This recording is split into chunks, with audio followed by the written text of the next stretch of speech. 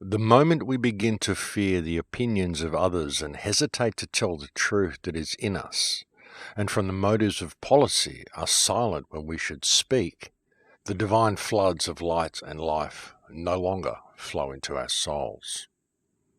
And this week's opening quote comes from Elizabeth Cady Stanton. Welcome to Surviving the Matrix, ladies and gentlemen. My name is Maxwell Egan. It's a pleasure to be with you once again, and I will be your host for the next hour. Lately, as you have no doubt noticed, I've been putting a great deal of focus on the lost nation of Tartaria, the lost culture, civilization of Tartaria, that it existed mainly in Europe but had spread itself out to encompass most of the known world, or a good portion of the known world anyway. And it is a culture that was expunged from history around about the middle of the 19th century. And even looking at that, I would suggest that it wasn't actually the middle of the 19th century the final expunging happened, but actually in the middle of the 20th century, even later than what I thought it was. And for many people who are wondering about this and wondering about the existence of Tartaria and whether it was actually a real nation, it can be found on maps from the 1400s and 1500s. Pretty well anything before about the 1700s or 1800s, you'll find Tartaria on these maps. So I would suggest that the war to remove Tartaria from history and the war to destroy Tartaria very likely happened around the 16th or 17th century, very likely began around then. But as I said, it wasn't completed until as late as the middle of the 20th century. And as I said, early maps you can find this, and you can see the growth of the nation as well. If you look at maps from the 1400s and 1500s, you can see that it starts off with Tartaria being a reasonably sized country in northern Europe, and then it progresses, and it also begins to encompass areas of around near the Philippines. And then we see South America being coloured the same colour as Tartaria, and eventually we see North America becoming part of Tartaria as well, according to these maps. And a very interesting thing that happened to me in response to the last radio show, and honestly folks, in response to the last 3 radio shows, I think I've received around about 200 or 300 emails a week in response to these shows. So if you're someone out there who's waiting for a response to an email, I think you're going to be waiting for a little while, folks, because I simply cannot keep up with the amount of emails I've got coming in. But anyway, one of the emails that I did get sent to me in response to the last radio show was a declassified CIA document that actually mentions Tartaria and mentions that Tartaria was being erased from history as late as 1944, near the end of World War II. And just to put this in context in how it's presented in this document, I mean, we all know that history is written by the winners, and that whenever any particular nation wins a war against another country, they generally rewrite the history to portray themselves in a positive light. For example, if you look at English history or Russian history, you'll find that the British and Russian really never did anything wrong. When you look at their own history of the events, it was always the other guys who were the bad guys, and they were always going into the places they went to heal the situation or to improve the situation or to bring civilization to the natives or some kind benevolent purpose. This is what we're always told in history books. I mean, we can kind of read between the lines and know differently, but generally when you read the history of a country, if that country is the one who wrote that history, then that country itself will always be portrayed in a positive light. Of course they will. That's just the way they do it. So bearing that in mind and taking that into account, when looking at this CIA document, you can see the excuse that they've created for rewriting the history.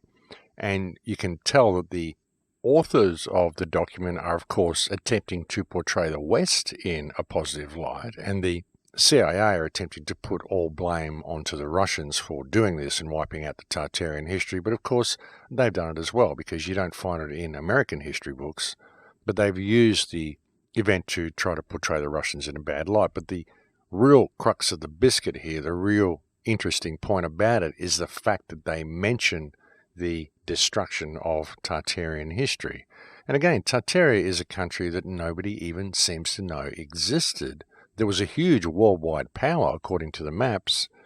It isn't in any history books in any countries, not just the Russians. It is in American history books. It isn't in any country's history books. And yet here it is being mentioned in this document, which was declassified in 1999 and is referencing a meeting that took place in 1944.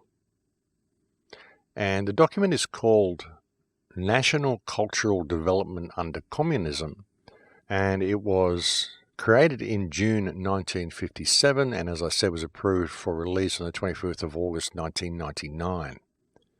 And in reference to Tartaria, what it says on page 10 of this document is extremely interesting. It says, and I quote, "Or let us take the matter of history, which, along with religion, language, and literature, constitute the core of a people's cultural heritage. Here again, the communists have interfered in a shameless manner. For example, on 9th August 1944, the Central Committee for the Communist Party sitting in Moscow issued a directive ordering the party's Tatar Provincial Committee to proceed to a scientific revision of the history of Tartaria to liquidate serious shortcomings and mistakes of a nationalistic character committed by individual writers and historians in dealing with Tatar history. In other words, Tatar history was to be rewritten. Let us be frank, was to be falsified in order to eliminate references to Greater Russian aggressions and to hide the facts of the real course of Tatar-Russian relations. And this was no isolated case. In every Muslim area within the USSR, historians on orders of the Communist Party have rewritten history to distort the facts so that the Russians appear always in a good light. Needless to say, histories which present the facts truthfully have been withdrawn and destroyed, so that the present and future generations of Muslims are forever denied the chance of learning the true facts of their nation's past." End quote. And I find that to be an extremely important statement and an extremely interesting document to have located. Whether what it is saying about the Russian blame or whatever is true is irrelevant at this point. What is relevant is that not only does it acknowledge the existence of Tartaria, and it clearly portrays Tartaria as being a nation, otherwise it would not have had a Tatar Provincial Committee there. And that's very significant, folks. So not only does it confirm the existence of Tartaria as a nation, but it also confirms the rewriting and deliberate obfuscation of Tartarian history as recently as 1944.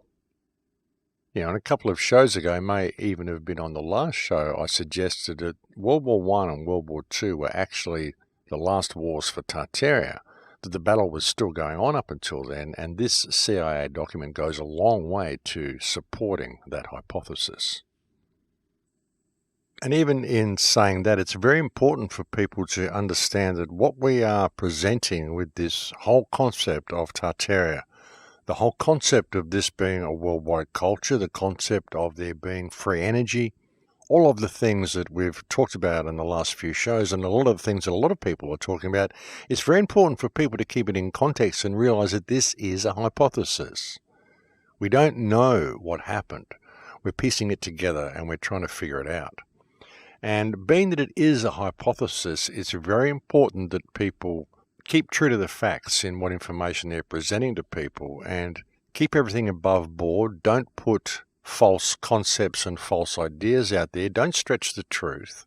Sure, okay, put concepts out there, but make sure they are presented as being a hypothesis.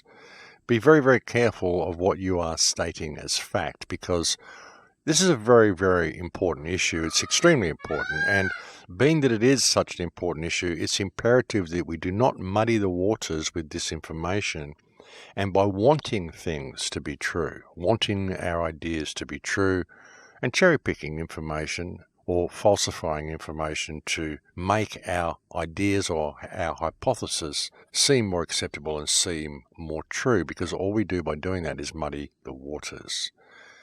And having said that, what I want to address is the concept of free energy being supplied by Tartarian buildings. Now, this is a very, very real possibility that this is what these buildings were doing. But having said that, we don't know that that's what they were doing.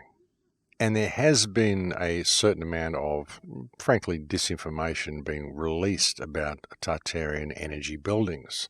Namely, the report that was put out by someone, I'm not sure who, but it was put out, I've got the video sent to me so many times by so many people. It's called Tartary Ether. And there's a few copies of it online now. It seems to have been mirrored by a lot of people. And it talks about the giraffe enclosure in Berlin Zoo and how this is suspected to be a still operating Tartarian power station because of the feeling of euphoria that one experiences when they're in the Berlin Zoo. And I really do wish to address this because this information has been released by someone who's actually obfuscated the truth a little bit on how the event was reported by the person who reported it. There was a woman who went to the Berlin Zoo and she felt kind of good while she was there. And while she was there, she noticed one of these buildings in the giraffe enclosure, and she'd been researching mud flood and this sort of stuff. When she looked at the building, she wondered if that was one of the buildings people were talking about. She had commented to a friend how she felt quite good when she got to the zoo, and then she noticed the building and just happened to wonder if that was one of the buildings. And this has been misconstrued to her actually saying that she felt good in the zoo because of the building. She's actually written to me and expressed her dismay at this. She never said that she felt good because of the building. She never even speculated that the building was a Tartarian power station. She simply saw the spires and wondered if it was one of the buildings that she'd heard mentioned on the reports that she'd been listening to and watching regarding the mud flood. She had commented that she felt really good while she was there in the zoo simply because she'd been going through a particularly bad time. Her daughter had got into a lot of trouble, apparently been assaulted or something like that, and she'd gone to Berlin to get her daughter out of trouble. She was in a very, very stressed out situation, and when she got to the zoo and she got among the trees in the zoo, she kind of felt like she was home in Dakota, and she felt relaxed and much more comfortable in that area, in that space of the zoo, sitting amongst the trees. She happened to look up and notice this giraffe enclosure and thought, I wonder if that's one of the buildings that they're talking about on the mud flood video. And that whole thing was misconstrued to portray the concept that this woman went to the zoo, noticed this building, and then associated with the feeling of euphoria she was feeling. She wasn't feeling a feeling of euphoria. She was simply able to remove some of the stress she'd been feeling because of the incidents of the morning that had led her to that place. Just sitting amongst the trees, she was able to let the stress fall away. And she noticed the building at the same time. And that's it. And she is quite concerned that she's been misquoted in that video, and that video appears to be going quite viral around the world based on the claim that this woman felt this particular energy from the power station in the Berlin Zoo. And folks, she didn't feel anything from the power station. She's actually written me a letter and asked me if I would please mention this on the show because she wants this cleared up.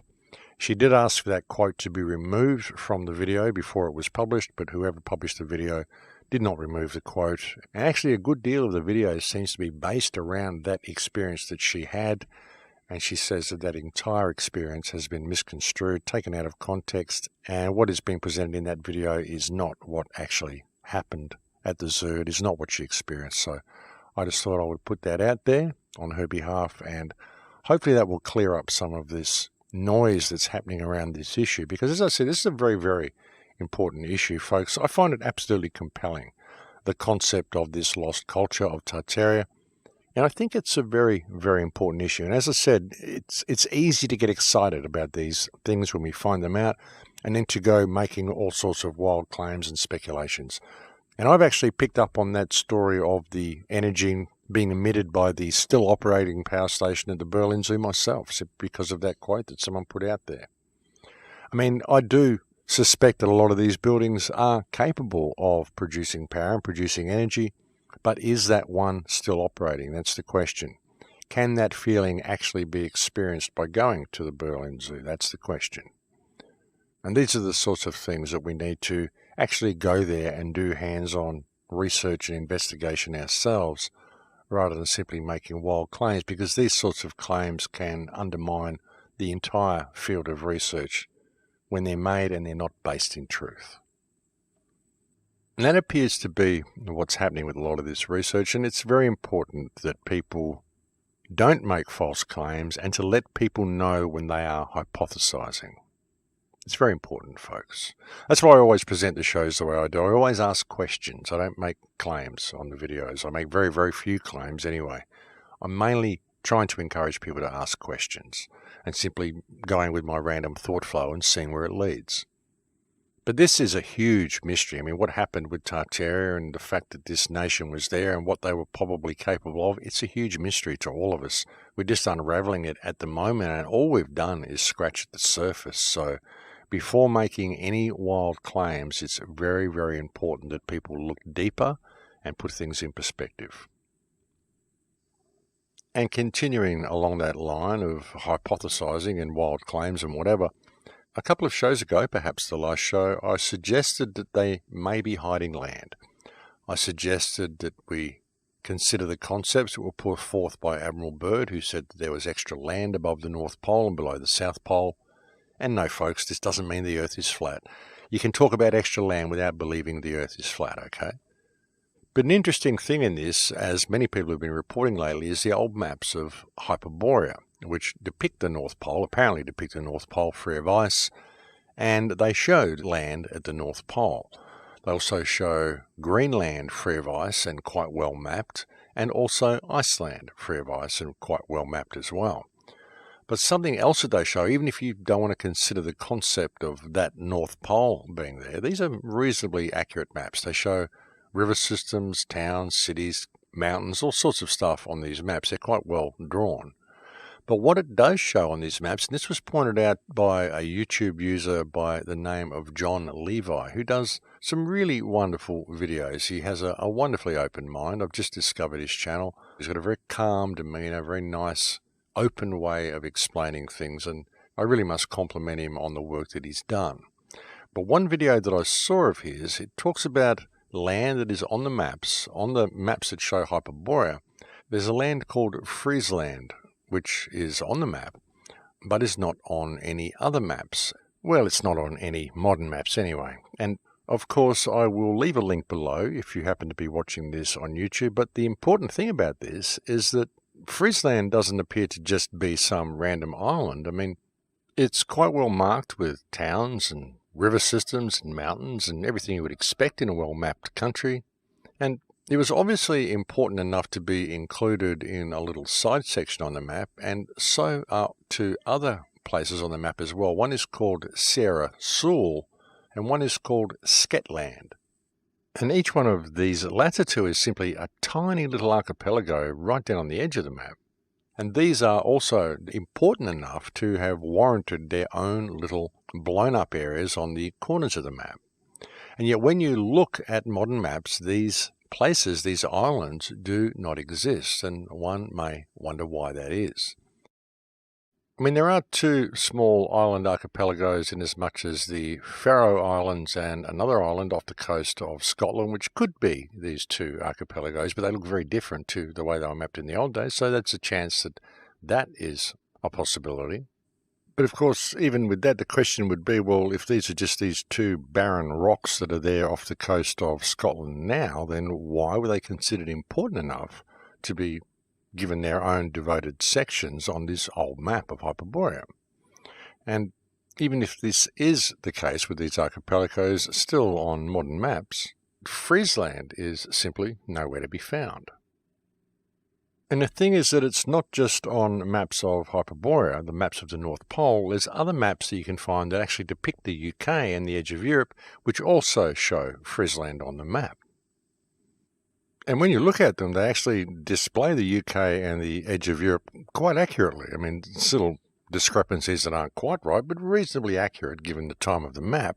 And putting an island on there that doesn't exist, such as Friesland, is not really consistent with the level of accuracy that we see in the rest of the map. And again, the point is that we also find this depicted on more than one map. So it's not like it's simply been depicted in someone's fantasy of what the North Pole looked like, and it's just included on maps of Hyperborea. It's on other maps as well.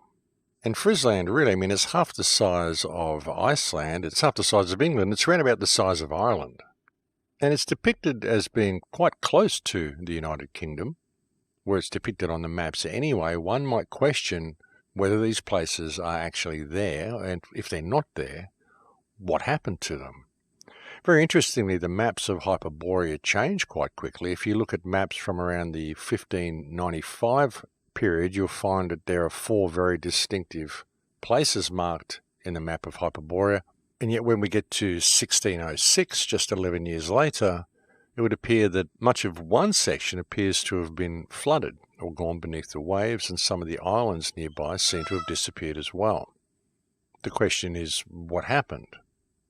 And as I said, that's over an 11-year period between 1595 and 1606. But then you look at maps from around 1622 to 1628, and there's nothing depicted in the centre. All the four land masses are gone, but you can still find on these maps from 1628, right down there in the corner is Friesland. So it's still there. And you've got to ask yourself, how easy would it be to hide a country? Well, all you really have to do would be take it off the map, and if the country was in a spot where no flight paths actually went over it, then you've got a reasonably good chance of keeping it out of the view of everybody. And if you look at where Friesland is, there's no real flight paths to go over that area of ocean at all. And it's just an interesting concept that there may be something there that nobody knows about. It'd be hard to go and look at too. I mean, it's in the North Sea. What are you going to do, fly out there in a light aircraft? It's not really going to give you enough fuel to get back again, and going out there in a boat to just check it out to see if there was something there. I mean, this is the North Sea. It's not exactly a friendly environment that anyone is going to want to go and investigate to see if there is a hypothetical landmass there. So if you're going to hide a country, it would be a pretty good place to do it. Not saying that it's there, it's just interesting that these maps exist. And the thing is, I mean, you might look at these maps and say, well, these are just fiction, but these maps are made by people such as Phineas, people such as Mercator. These are very, very respected cartographers who have been around for a long time, maps that we're still using today by some of these people, such as Mercator, still making world atlases today. These were the most respected cartographers of the time. And here they clearly show this country at the North Pole, and they clearly show the island of Friesland and the archipelagos of Sarasul and Shetland. As I said, Sarasul could be the Faroe Islands and Shetland could be this other archipelago that's off the coast of Scotland. But what about Friesland, and what about the lands that are depicted as being at the North Pole? I mean, are we to simply believe that the most respected cartographers of the time simply put in islands that didn't exist and put them on the map and mapped them so well with river systems and towns and mountains and everything clearly marked, even the names of certain bays, and just made it up and they got it all wrong? And yet these are, as I said, the most respected cartographers of their day, and cartographers whose legacies, such as Mercator, are still respected map makers and respected cartographers today. Are we to assume that they simply made a mistake by putting an island like Friesland there? And also by clearly mapping the region at the North Pole, which actually doesn't exist. And bear in mind, folks, that as I said, one of the maps that clearly shows the North Pole and Friesland is a Mercator map. Oh, sorry, we got that wrong. It didn't exist. It was actually part of somewhere else. It doesn't really make a lot of sense, folks. And again, I'm not saying that this land is there. I'm simply finding it interesting that this land is on the maps, exists on these old maps, and was so well mapped. And I've always found these sorts of things fascinating. As I've said, history was what first got me into this whole quest for truth way back in the beginning. I've always found these old maps to be quite intriguing. The fact that they show countries that apparently aren't there, and the fact that they're made by respected cartographers. It doesn't really make sense, folks.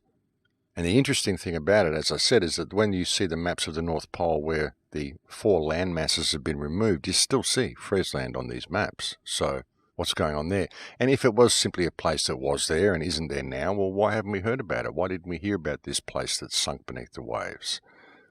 When you look at all of this stuff, what you begin to realize is that none of our history is correct. That's the important part about it. Looking into all this is that the amount of inconsistencies you find begin to cause you to ask questions, and that's the important thing that people need to be doing, is asking questions. Now, if you ask the right questions, you can encourage people to ask the right questions, then the right answers will present themselves by default. It's just getting to the right question. And that is truly one of the big problems that we face today, is that people simply don't question. They don't ask enough questions. They simply roll over on command and do what they're told and never ask why. If people were to look at the system and simply ask why their lives are in the state that it's in, it would probably make a difference as well. But people don't even pay attention to that. They just think it's normal for them to be living in this state of debt slavery. It's what they've grown up with, so it's what they think reality is. And they never question it. They never ask about the monetary system. They never ask why they have to pay to be alive and why we are constantly at war all the time and why things just continue to get harder and more difficult. If we have societies that are constructed to serve people, why is it that people are discarded so easily and so readily and so often within the constructs of these societies? These are questions people need to ask, and they just don't. They're so busy running on the treadmill, collecting the paper they need to pay to be alive, that they never ask why that fee is required, why they have to pay in the first place. They just think that it's just the way things are because that's the way the world works. But it isn't, folks. It's the way the world has been constructed, and it's a very, very insidious system that could be healed very quickly. We could stop all of this very quickly. I've said so many times, we could heal the world in a day if people simply woke up to themselves. And that has been the point of these shows right since the beginning, is attempting to get people to wake up to themselves and simply see the fiction that they're swimming in. And see how easily we could change this and how easily we could free ourselves from this control grid, how easily we could stop all these wars and stop all this destruction and move in a better direction. It wouldn't be hard to do, folks. Most people think it's an insurmountable problem, but it isn't. It's our compliance and our tolerance of evil, our tolerance of wrong behavior that causes this whole system to function. If we stop doing that, if we actually step into our moral compass, then the system can't function. It's really that simple. In fact, it's so simple that people can't see the forest for the trees. That's the problem. People want change, but they don't want to change. It's always really been the same old thing, hasn't it? But anyway, folks, I think we have reached break time here, so I better leave it there for now, and we'll go and have a break. Thank you for joining me on the air today. It's always a pleasure to have your company, and I'll be back to speak to you again in a few minutes. And welcome back, ladies and gentlemen. So I find all of this stuff about history to be incredibly interesting, all these old maps to be incredibly interesting, and who knows, if enough people can throw ideas around and investigate this stuff enough, perhaps we will get to the bottom of the rabbit hole and find out what's really going on here. But again, through all of this sort of stuff, even with investigating these sorts of things, it's fun to do. I totally enjoy looking at these sorts of things, but through it all, it's still very important not to lose focus of the world around us, not to lose focus of what the governments are doing, not to lose focus of this smart grid, the 5G system, and everything that is being rolled out around us. But the thing is, a lot of it is interconnected. Even when you look at things such as the concept of the mud flood, whether this was possible and what caused it, and even when it was caused. I've suggested that it may have happened around 1840, and there is evidence to suggest that, but there's also evidence to suggest that it may have happened around 1600, or perhaps there was two of them. Who knows? But again, if it did actually happen, and evidence would suggest it did, then what caused it is another very interesting question. It could have been a perfectly natural event, or it's possibly it was done through sonic frequencies, it's possibly it was done through electromagnetism, possibly it was a plasma discharge. We have no real idea of knowing how it happened. But it's also possible that this whole electronic system, the 5G grid, is being set up to do that. Sometimes when I look at the fracking and some of the stuff that's going on as well, I wonder what this is about, whether the fracking is a setup for a new type of mud flood scenario. What are they doing with all these holes? They don't need the gas that they apparently are pulling out of these fracking wells. They don't need it. There's no real reason for them to be doing it, but the noticeable thing is that they're drilling these huge deep holes and they're filling it full of toxic water and poison. What are they doing? Are they setting it up for a new event? Are they priming for a mud flood? Recently I also spoke about the fact that the waters are receding, all of the oceans are receding. And this is true, water levels around the world are dropping, and many people suspect that there is an underwater ocean beneath this ocean, and that this ocean is kind of leaking through the crust into that ocean. Perhaps that could bubble up at some stage. When you look at that and you combine it with what we are doing with the fracking, the amount of chemicals that are going into the wells, the grand solar minimum, everything that is on the cards, folks. There's a lot of stuff happening at the moment. We're in a very, very interesting point in history, and I think a lot of what we're seeing on the surface is designed to distract us from this so that we won't notice what's going on around us. We'll think the politics is all real, and we'll just keep running on the treadmill and collecting our paper and being good little drones and not really paying attention to the world around us. A lot of people still think Q's coming to save the day, which I find to be quite remarkable.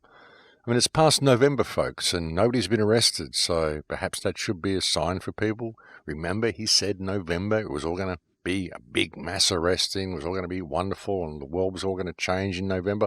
Of course, people will say, oh, no, he didn't say that, but, well, he did. So one might question why that isn't happening, folks. I mean, it's just theatre for the masses. How people can think the state is going to save them from the state really does boggle my mind a little bit. And it's the same saviour program that people have been running for years, folks. Everyone expecting the white knight on the horse to come along and save them, but it's not going to happen. The only way humankind is going to get itself out of this predicament is if we stop complying with our own slavery. We're seeing this happening in France at the moment with the riots and the yellow vests in France, but of course even this seems to have been co-opted as well. As soon as they get a colour involved, you know that there's someone in there spinning things and getting involved. I mean, these colour revolutions really never seem to go in the right direction. And if it's the working class standing up against the government, then why are they smashing shop windows and destroying businesses of the small working class? You know, there may be people in there that are doing the right thing and really want to see change, but of course you get these agents provocateurs in there which turn it into a violent uprising to destroy the economy and continue the same old agenda, which is what it does. Now, violent revolution where you're destroying your local infrastructure is never going to go well, and it's never going to lead your country to freedom. There are better ways to do things. So when you look at this yellow vest so-called revolution in France, you've really got to see that there are elements in there that are probably good, but there's a lot of elements in there that are leading it exactly where the government wants it to go, as they always do with these so-called uprisings, folks. And the point is, you know, even with some of what we're seeing in France, I mean, sure, we're seeing non-compliance, not complying with toll fees and all sorts of stuff like that, but the thing is, people don't really need to go to the streets to riot. All they really need to do is stay home and look after their families and not support the system in that way. You know, simple non-compliance would change things. And so much of these revolutions and these violent uprisings, so much of it is a distraction as well, folks, from what's going on around people. I mean, all of these violent uprisings, all the stuff they're protesting against, it's not stopping the 5G grid, it's not stopping the social crediting system. All it's doing is undermining the country and bringing about the need for a police state to be introduced in France. That's what will happen, simply because, like I said earlier, they're destroying small businesses and things. I mean, why are you smashing shop front windows if your problem is with the government? What's the point of smashing other small businesses out of existence and creating hardship for the working class? Isn't the revolution about creating freedom for the working class? So why all the violence? You just don't need this sort of stuff. It doesn't lead anywhere. It's a play. Violent uprising will not solve anything. You know, the bombs couldn't be made if we didn't work in the bomb factories. If we didn't fly the planes and drop the bombs, then the bombs wouldn't be dropped. If we didn't shoot the bullets, then the people wouldn't die from the bullets. If we didn't support the government, then the government couldn't do what it's doing. You know, the government has created this whole fictional system, this whole meme, this whole idea that they have authority and that we need these people. And so we approach things in the wrong way when trying to free ourselves from this system. You know, it's just people here, folks, and we don't have to do any of this, and we don't need any violence. But, you know, again, it just distracts us from a lot of the stuff that's around us. And with all of this stuff coming out about history now, you know, so many things coming out about the mud flood, hidden technology, some of the stuff that was very likely possible before the destruction of Tartaria. And even with this, folks, we don't know. We don't know that Tartaria was a peaceful country. We don't know that there was a worldwide peaceful society. It may have been a worldwide tyrannical society. We simply don't know. But what we're finding evidence of is free energy devices, the fact that churches and buildings can harvest this type of energy. Last week I was talking about the research that I found on Martin Liedtke's channel regarding the fasci, the fasces that you see behind the politicians in the White House and all this sort of stuff, that these were possibly energy weapons. Recently again, since that show, I found a video by again, John Levi, the man I was mentioning before, who was referencing a Russian video where, I think it's a Russian video anyway, where a couple of young guys had created a homemade fasci out of a microwave oven. And I'll be sure to put a link to that in the description as well. And that's incredibly interesting, folks, because it shows you directed energy weapons are real. You can make one yourself out of a microwave oven. And if people are going to ask, well, what is causing the fires in California? Is it possible for them to be hitting the homes with directed energy weapons? Well, yes, it is, because you can make a directed energy weapon yourself out of a microwave. So when you think about that, consider what the military applications for this are, and consider how the military would have refined this type of technology and what they could possibly be using it for. And it shows how the fasci used to work, and it shows the type of directed energy technology, directed energy weapons that they are very likely using to create these fires all around the world.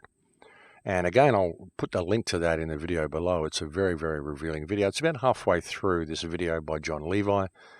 And the name of that video, I think, was Free Energy Magnetron. And again, I'll put a link below if you happen to be watching this on YouTube. It was quite fascinating, folks. And it's actually a very good active demonstration of exactly what I was referring to last week in regard to the electric fasci, and very much supports the idea and the research that was put forth by Martin Liedtke in regard to these devices. So there's an awful lot of information coming out now, folks. There's an awful lot of information coming out. It's very important in looking at it all to see what's real and what isn't, and what we can use and what we can't. What is disinformation and what is not disinformation? You know, in looking at all of this stuff, it's important to consider all options, but to believe none. Take it all on as a possibility, but don't say, well, this is, and use that as your focus to guide you in whatever direction you think you should go. Simply pull at the threads and see where they lead you. Because it's a wondrous world, and we've been born into an incredibly important time in human history, I would suggest anyway. You know, the changes that we're seeing to the human condition at the moment are profound. Changes like we've never seen before, not in living memory of me anyway. And things are so different to what people believe. They really are. As I said last week, there's a war that's being waged against us, and the problem is that nobody really knows it's happening. You know, we're being attacked on all fronts. We're being poisoned, we're being electromagnetically poisoned. We're poisoned from the moment of birth, through our food, through vaccinations and everything they do to us. Our lifespans have been reduced drastically, and there's all sorts of weirdness happening on the horizon, and you can tell simply by the fact that they're escalating things so much, ramping up the theatre of distraction so much that people simply won't notice what's going on around them. You know, we're just taught to be distracted all the time. We're taught to measure ourselves by artificial, superficial parameters, and we're taught not to really notice what's happening. But when you step back from all that and look around you, you find that there are major changes happening in the world. There's a major feeling of discontent among the people as well. There's a major feeling that something needs to change, something is about to happen. A lot of people are sick of this existence that our governments have forced us to endure, and they know that there must be something more. A lot of people are disillusioned by government, which is why we're seeing so much theatre from government. They needed to put someone like Trump in there, this big bright face, to make the world think there is some relevance in politics, but really there isn't. The whole thing is theatre for the masses, and all of these people work together, and the whole thing has been a massive distraction. Look what they've done with Brexit, keep people waiting on this big exit from the European Union for the last few years, and now they say, well, maybe it's not going to happen at all. And, you know, it's just another saviour program. People have been sitting back doing nothing and allowing Theresa May to continue bombing all these countries and supplying weapons to Saudi Arabia so they can destroy Yemen, wipe out all the population and infrastructure there, and waiting for this big change to happen when Brexit occurs. But it's just, as I said, another saviour program. Now they're saying it mightn't even happen, and even if it does happen and England leaves the European Union, well, then you'll have the Chinese One Belt One Road system come marching out, which will cause all of these massive trade tariffs on Britain. So Britain will go down the tube economically that way, just to teach the people a lesson of what happens when you try to stand up for yourself. So they'll all want to rejoin the EU at that point anyway. So they've got that in the bag if they can't convince the people to cancel Brexit. And you can't tell them that the politicians can't see this. They know the Chinese One Belt One Road system is coming online and what's going to happen to the UK if they leave the European Union at this crucial trade point. And Trump has been continuing to isolate the United States as much as he can, putting trade tariffs against people, trade wars everywhere, trying to get the upper hand on everybody, running the whole world as a business and essentially isolating the United States from the rest of the world and giving the rest of the world the excuse it needs to pull away from the United States and enter the Chinese One Belt One Road system. So all of this is going on in the background. And of course, what you're going to see, of course, for security reasons, to protect us all against terrorism, is that people who trade with China and enter this system will end up adopting the exact same social crediting system that China has put in place.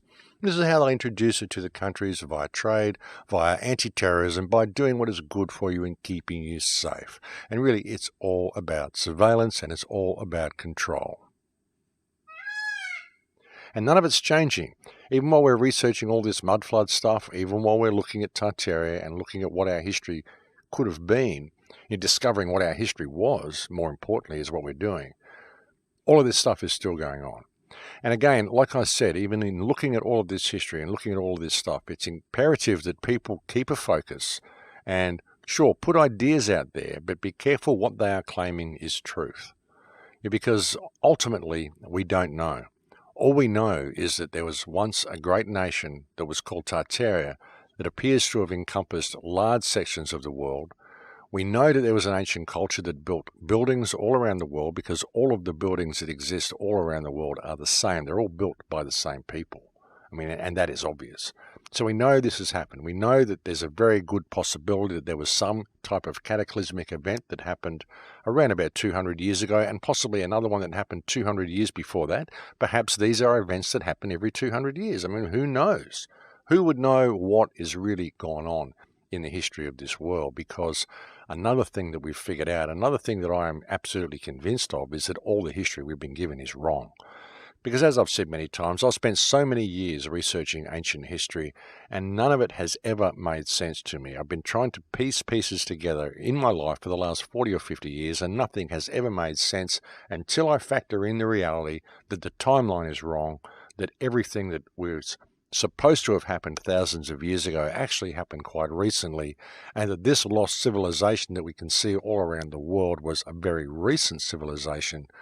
Once I factor that in, suddenly all the pieces of the puzzle fall into place. So for me, that is a very significant point. And it's a point that I can't really ignore. So a lot of things are being revealed at the moment, but like I said, through it all, we can speculate, sure, we can put our pieces on the table and see what we come up with, but be careful what you believe and be careful what you want to believe and be careful of cherry-picking information. You need to put all the information on the table and consider it all so we can get rid of all the loose ends. But be careful of wanting things to be true too much and believing your own theories. Belief is the enemy of knowledge, and a theory will always be a theory until it is proven to be a fact, and then no belief is required because then it becomes a knowing. And it's really important to keep that focus and to always keep an open mind in every single thing that we're looking at. And like I said, be careful of wanting too much for something to be true. If we can keep that focus and look at things continually open-mindedly and consider all options, but believe none, then we will eventually find out what the real truth is. And I think we're heading close to that now, folks. I think we're going to find the real truth in my lifetime. I think things are soon going to be revealed. Perhaps when we get to 2020, perhaps that's when we will all get 2020 vision and we'll be able to see the world clearly. Who knows? Perhaps 2012 was a starting point.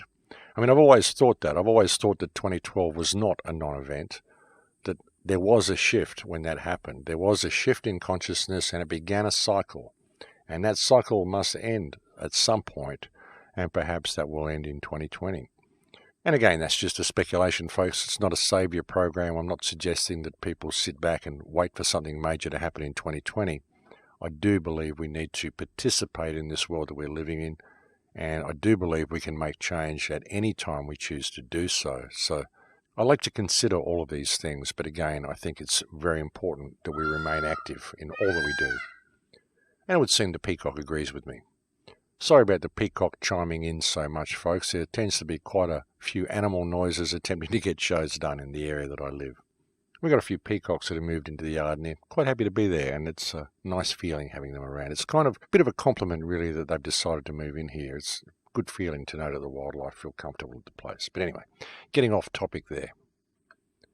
As I've said so many times on the show, folks, all the world is a stage, and so even looking at all of this stuff, I mean, it's incredibly inspiring looking at all of this Tartaria information, the concept of the mud flood, the concept that our history's been changed, the missing timeline, Fomenko's work, all of this stuff.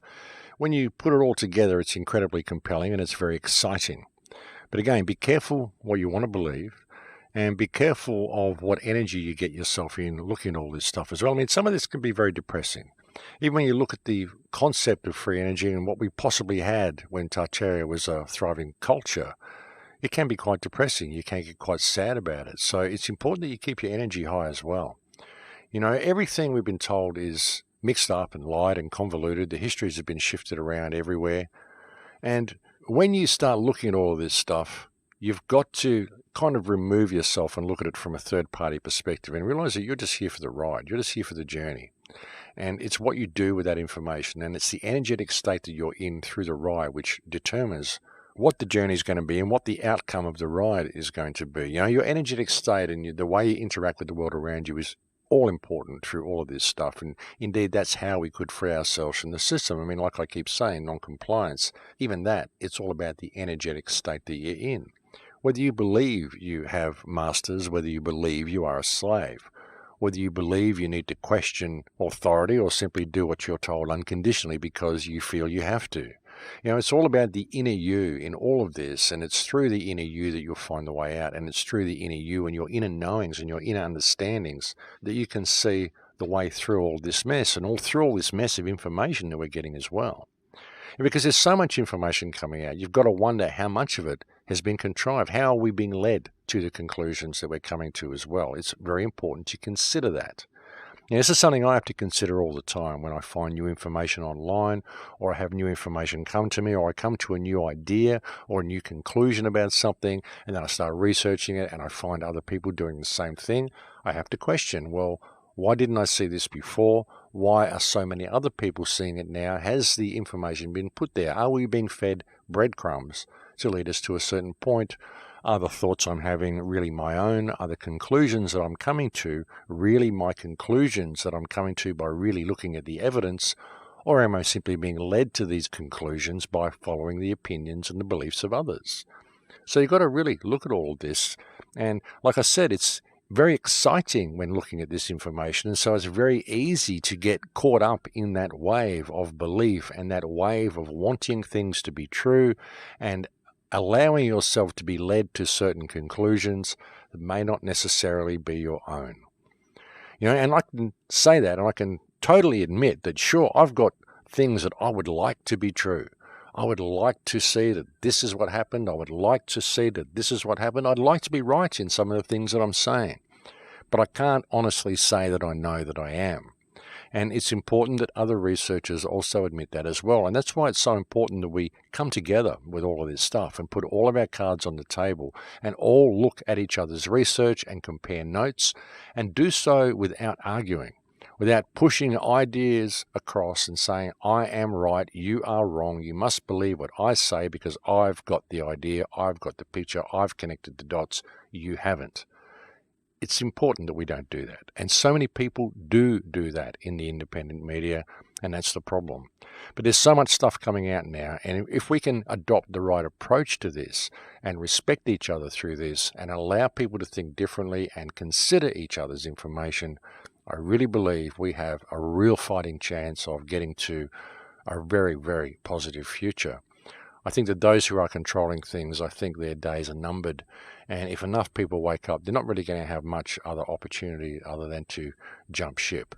And I'd really like to see that happen, folks. I'd really like to see us achieve freedom. And I think that if we are prudent about our actions at this time and we are respectful of each other, we have a real opportunity for freedom. So that's just something that I'd like to put out there for people to humbly consider. And well, we are getting very close to that time again, folks, where we have reached the end of the show. As many of you may have noticed in watching these video clips, very often when I do these radio shows every week, I kind of run out of time halfway through the editing process because I've been just so rushed lately, and I revert to an old graphic that I created way back about 15 years ago before we even had widescreen computers. And I get a lot of questions about this graphic because this graphic runs a whole bunch of text across the screen at certain points, and it's in a language a lot of people don't know, and a lot of people accuse me of trying to put subliminal programming in them and all sorts of rubbish that they come up with. People that live in Shapefear, folks, that haven't figured out they could simply turn the monitor off and listen to the radio show if they're scared of the images. But anyway, a lot of people are worried about this text that I often use simply because I run out of time and I can't do video editing, so I just put on a nice graphic for you to amuse yourself with for the rest of this show.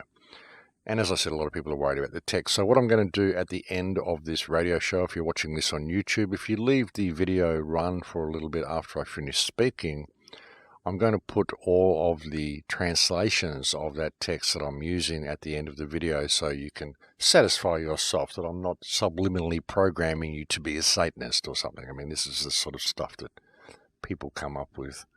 I don't know why people believe themselves to be so easily programmed and so easily manipulated. I would suggest that is a program they're running as well.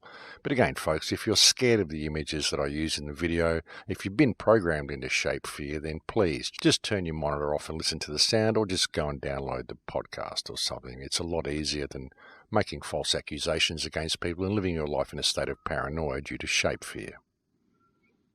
And to follow a little bit on last week's information that I gave you about being hacked, I did get hacked rather badly, folks. What happened to me was someone actually got into my system and deleted all of my hard drives back to unallocated tables. I literally had to go and buy a new hard drive, install a new operating system on it, and then gradually reconnect my other old hard drives. And as I reconnected them, all of them were basically unrecognized by the system, reduced back to unallocated tables the way they are when I buy them. So it was quite a good hack. Whoever got into my system managed to delete everything. So I've lost an incredible amount of work. I have lost about 4 years' work that I've done on the films.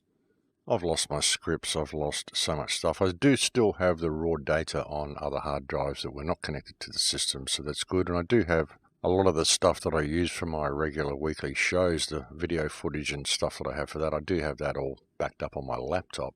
But most of the major information that I had stored on my machines has all disappeared, so that is quite disturbing. Bit of a blow to the system, but hey, what do? We start again. That's all we really can do in that sort of a situation. Also, if you're a YouTube subscriber, I'm having a lot of trouble with my account. If you're someone out there and you think I've deleted your comment, I haven't. It's probably in the spam bin.